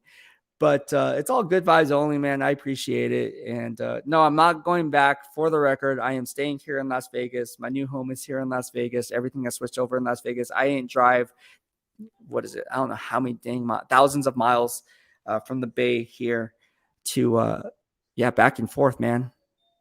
Yeah, imagine driving back and forth. That's the life of a scout. Crazy. But no, thank you so much. I appreciate it. The Ricardo says most content creators regurgitate the same stuff every day. Everyone was ready to let Jacobs talk, and now they all knew he was gonna blow up. Everyone let Jacobs walk, and they all knew he was going to blow up. Oh man, my guy Dennis says facts. Gee, I don't even watch NFL Network anymore. Yeah, NFL. I like NFL Network. My guys at NFL Network do a really good job. But you know, it's funny because YouTube is such a huge, what's the word? It's like, it's so big. Like, the platform's so easy to use. It's beneficial. It's content engaging. You know, the one thing that I love about YouTube, and not to take anything away from Facebook, Instagram, and, you know, those other platforms that I'm on, but Facebook and Twitter do a really good job of content creating. And I think that's the one thing that I like about those platforms. That's why I kind of prefer those platforms. You know, Instagram kind of, if you guys know, Insta stories, it's kind of like, it's kind of static nowadays. Usually these people just, come on, let's be honest about it. They just post, well, you see my videos. I'll post a selfie, like, cool story, like, it's a cool story, bro. And they'll get like whatever engagement. You know, you can heart it now. You can leave a comment, drop a comment. But usually Instagram was just pictures, right? And that was the whole thing on Instagram. And then when Snapchat came out, oh, those filters, those ladies love those filters. And then Instagram came up and like, you know what, we're going to come out with these filters. And then Facebook came out and like, you know what, we're going to have Facebook stories. And then Facebook bought out Instagram. And then here we go, round and round and round we go with the reels and so forth. And it's like, man, here we are today. It's like, but the one constant through all that, YouTube and Twitter stayed the same. The social media platform stayed basically the same, but you can monetize for content creators. So I think that's a really cool thing. That's why I prefer YouTube and Twitter over any other social media out there. That's just my thing. I love Twitter. I love YouTube. Not saying I don't like Facebook, Instagram, and any of those things, but man, I don't know. I'm a firm believer in YouTube and what they do here. That's why I'm on it. That's why I'm doing this live stream on YouTube. Just FYI. Onto Six Soldier says, in your opinion, who's the worst coach in the division?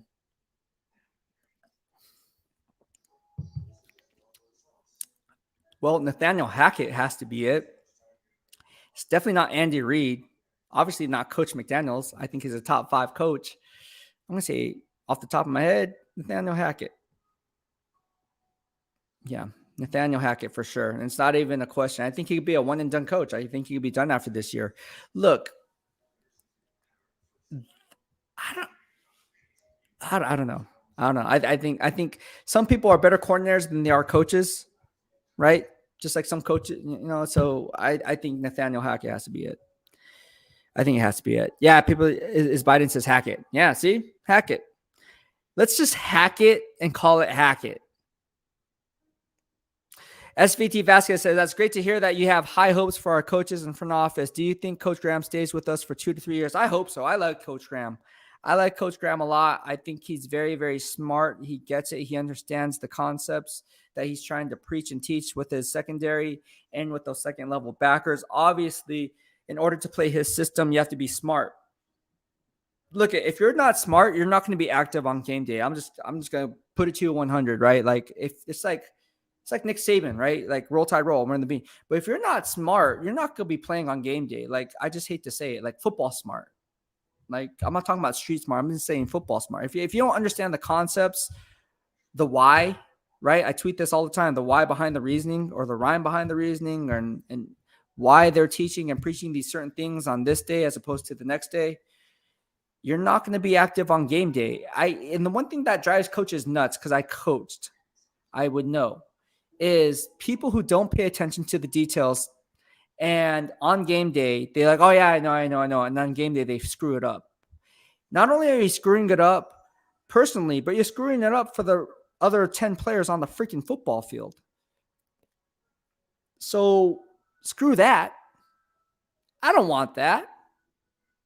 No one wants that unless you're a bad coach and you're like, oh, well, he gets paid $15 million a year and he's a Pro Bowl player. And yeah, he might be a Pro Bowl player, but he left out his second level backer out to dry because he would rather rush the passer on that passing down, obvious passing down, than setting the edge. And that second level backer couldn't get from the hashes to the boundary in time because he was playing the running back coming out of the flat on the other side. Or something like that. Something crazy like that, right? This is crazy. The Raider Room says, when you love what you do, you never work a day in your life. That is very true. Daniel Kim says, all these other mainstream guys all of a sudden trying to get with the Raiders after talking so much mess. Yeah, man. I don't know why people talk about all this like crazy nonsense. And you know what's funny though? Watch, once the Raiders start winning, and they're going to start winning, they're going to beat the Saints. I think they're going to beat the Saints. Just putting it out there. All right. I think they're going to beat the Saints. It's not going to be easy. NOLA is very hard place. I've never been to NOLA, by the way. If I had the money, I'd go, but no. Isn't there a thing, by the way? I was watching The Chef on, I know this has nothing to do with it. My mind's just, I have ADHD, but anyways, remember The Chef on Netflix? By, was it John Favreau? I don't know how to pronounce his name, John Favreau. And they were having those beignets. What the heck is a beignet? It looks delicious, by the way. I think it's like a pastry donut. Anyways, maybe one day I'll go to Nola and have a beignet. But no, I think they're going to beat the Saints this week. I really do. I like Tyrann Mathieu. I like Demario Davis. Those guys are graded very highly in my grading system. Pro Bowl players. Same with Cam Jordan. Got my first team All-Pro vote last year over Nick Bosa. Sorry, Niner fans. He just had a better year. But they're not the same defense. You know, you lose Chauncey Gardner-Johnson, who's your slot cornerback and can do a variety of different things, kind of like your Nate Hobbs. It's going to be all for naught, man. I'm sorry. But yeah, that's just kind of how it's going.